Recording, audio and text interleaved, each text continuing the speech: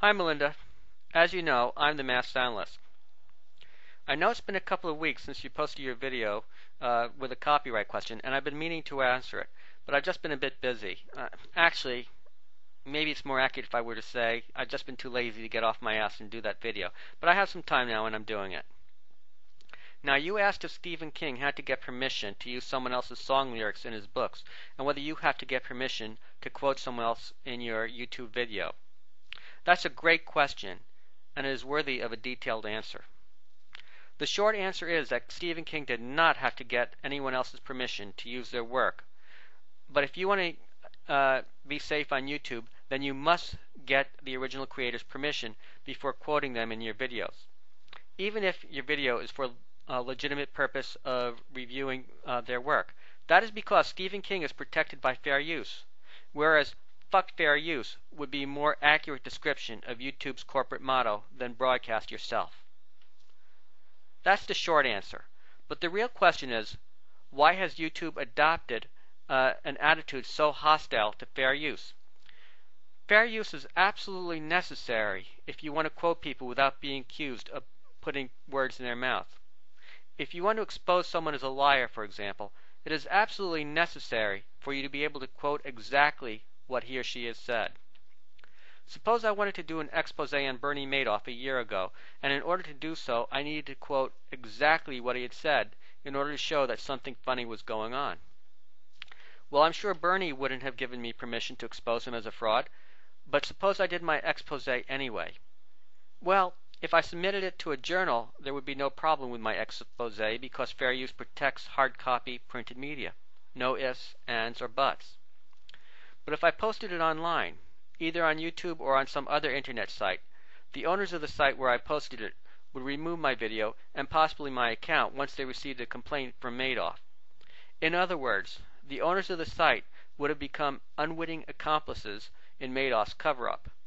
That's because fair use doesn't work the same way in the online world as it does in the real world. In theory, fair use would protect my video, and I shouldn't have to ask permission to quote from someone else's work. In theory, fair use is both the rule of the land and a necessary element to make copyright law conform with the requirements of the First Amendment. But unfortunately, the Digital Millennium Copyright Act guts fair use like a dead fish.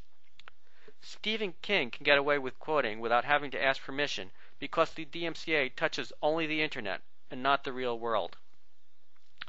But why does copyright law treat these two realms so differently? Why did Congress give people the right to deny others the fair use of their work online, but they don't have that power in the real world? Before answering that question, I must first note that the premise on which it is based is a bit of an oversimplification. I'm putting it a bit too strongly to say that there is no protection for fair use online. I could post a video using Bernie's own words to expose the scandal, and if he had my video removed by sending in a DMCA complaint, then I could have it restored by sending in a DMCA counter notice. But I must sign my name and address on the counter notice, and these would then be handed over to Bernie as required by the DMCA.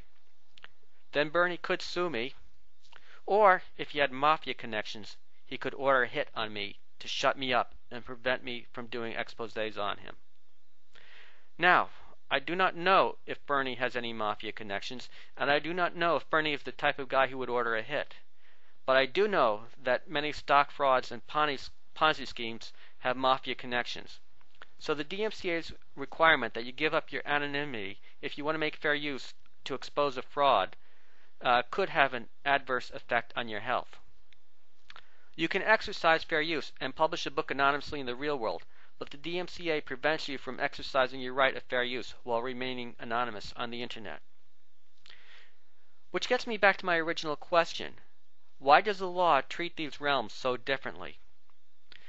I did a video about the purpose of copyright law a while back, and I'll post a link to it in the sidebar. I encourage you to watch this video if you have time. But for now, I'll just give you the Reader's Digest version. There's a big misperception that the main purpose of copyright law is to reward a creator by protecting his or her interest in their work. Actually, that is not the main purpose of copyright law. The main purpose of copyright law is set forth in the Constitution is to create an environment that is conducive to the creation of new works. Now, one way to do this is to give creators limited control over their work so they can profit from it. But people often need to borrow from the works of others in order to build on them or to create something new. In order to create an environment that is truly conducive to the creation of new works, we must be able to borrow limited amounts of other people's works. And we shouldn't have to ask permission first from borrowing from their work. In some instances, it may be impossible to locate the original creator, and in others, the original creator may not want us to borrow from his or her work, especially if we want to mock it in parody or produce a scathing critique of it. That's where fair use comes in. That's what fair use is all about. There would be no need for fair use if it was always easy to get permission from the original copyright owner. And fair use works just fine in the real world of books and newspapers and magazines. If we borrow too much from someone else's work, and if the work that we produce competes with the original in the marketplace, then we can expect to be sued. But otherwise, borrowing limited amounts won't get us into trouble.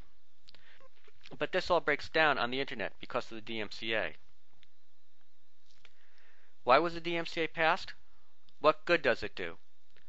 Well, to understand the DMCA, you have to look at the differences between the real world and the online world.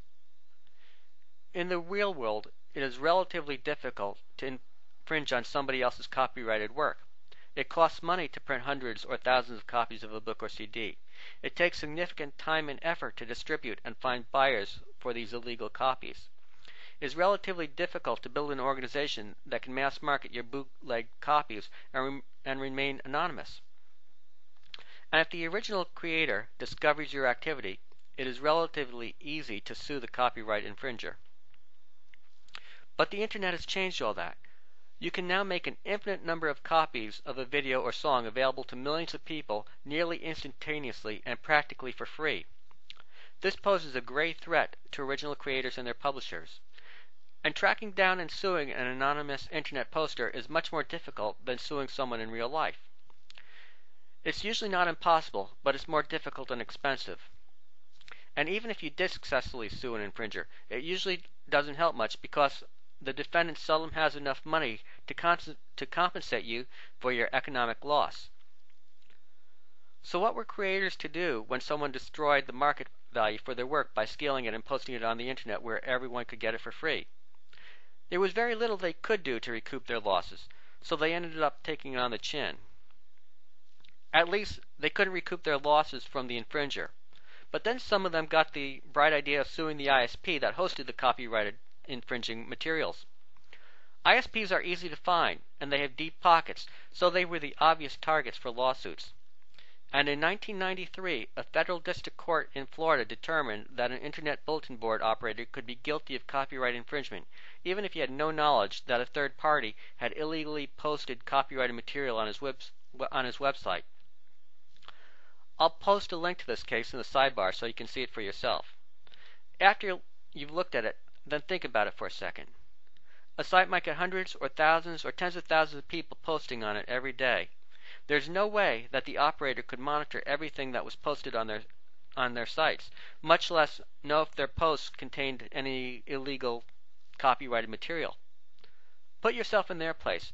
You're minding your own business, running a website where people can post, and unbeknownst to you, some clown posts copyrighted material on your site, and then BAM! You're facing a lawsuit for $50,000 or $100,000. Why would you want to run a site under such circumstances? Congress recognized that this liability threatened the viability of a growing internet, and they decided to solve the problem by passing Section 512 of the DMCA. The DMCA tells site operators, we will give you immunity from copyright lawsuits that result from what third parties post on your site if you follow these steps. And one of the steps the operators must follow to get DMCA immunity from lawsuits is to remove videos upon receipt of a DMCA notice filed by someone complaining about their copyrighted material that was posted on their site.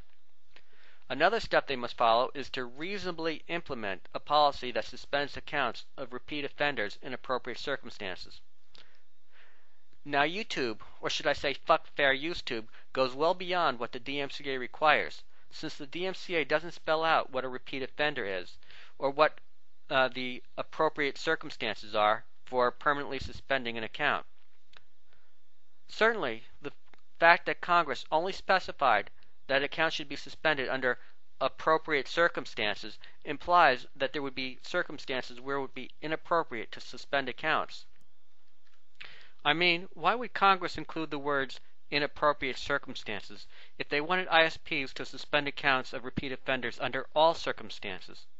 They wouldn't. Though it isn't spelled out by the DMCA, it's pretty obvious to me that Congress would not want accounts suspended in clear-cut situations of fair use.